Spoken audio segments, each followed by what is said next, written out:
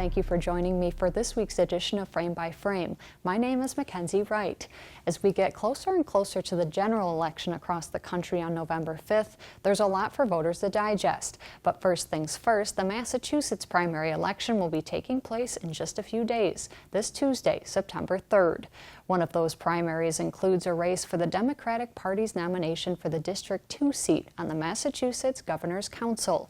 It's a role that involves advising the governor on certain legal matters such as nominations for judges or recommendations on pardons.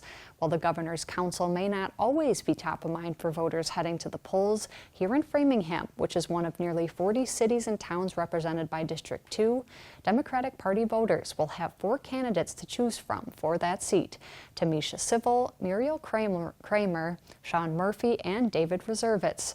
The Frame sat down with each of them to learn more about how their backgrounds and how their experience can inform their decisions in the Governor's Council role. There's a lot of reasons why I'm running, but most importantly, my first cousin, he was incarcerated for 27 years in the city of Boston for a crime he did not commit.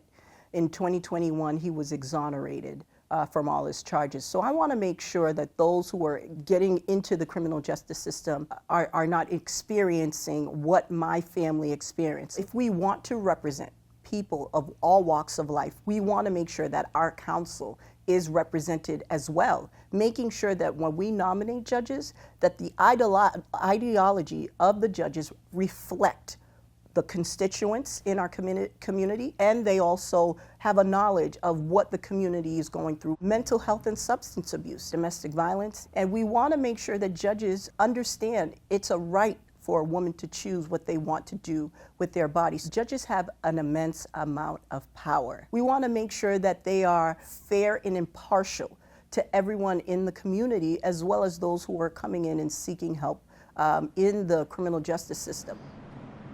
One of the best parts, I think, about this competitive primary in District 2 for great candidates is that it's elevating the conversation. And why that is important is it's a really powerful job, right? We make decisions on the Governor's Council that establish really powerful positions for the future of the system, right? You really want folks in the judiciary to be forward-thinking. They work for the Commonwealth for 5, 10, 15, 20 years.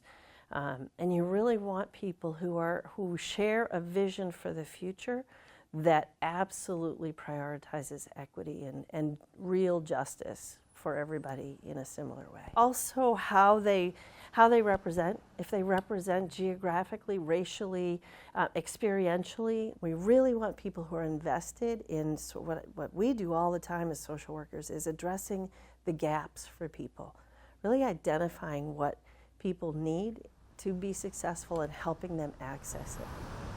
The Governor's Council does an awful lot of things. It's not just picking judges, it's a lot of the court positions, things like that. But the one that everybody talks about, and probably in my opinion the most important, is confirming judicial nominees. So look, I just want to ensure that we have good, qualified judges. I'm a Democrat, I got democratic values, but I don't want the judiciary to be over-politicized. If you really think about it, the judiciary is designed to be the referee between the left, the right, and everything in between.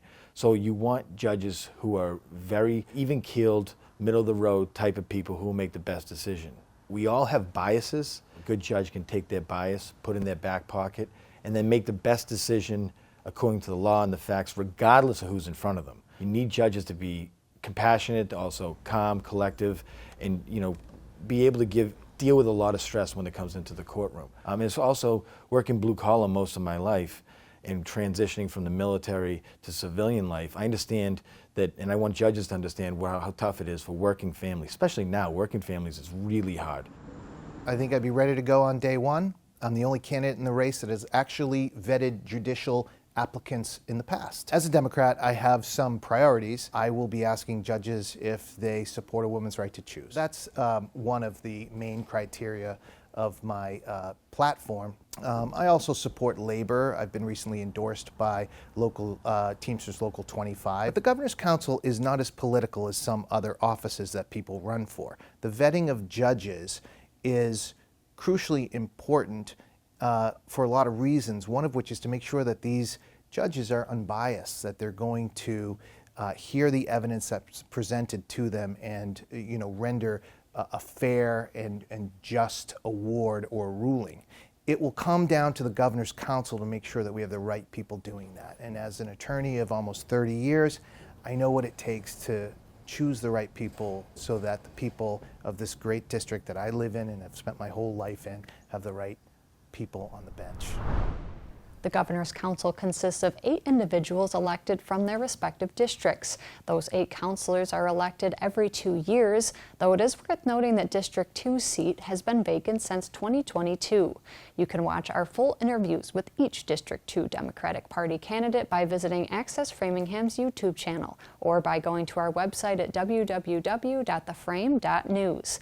The primary for that Governor's Council race on the Republican Party ballot is uncontested, as Francis Crimmins Jr. is slated to advance to November's general election and run against whichever Democrat emerges next week. Polls will open in Framingham for the state primaries on September 3rd, 2024 from 7 a.m. to 8 p.m. For more information about voting, you can visit either framingham.gov or mass.gov. For The Frame, I'm Mackenzie Wright.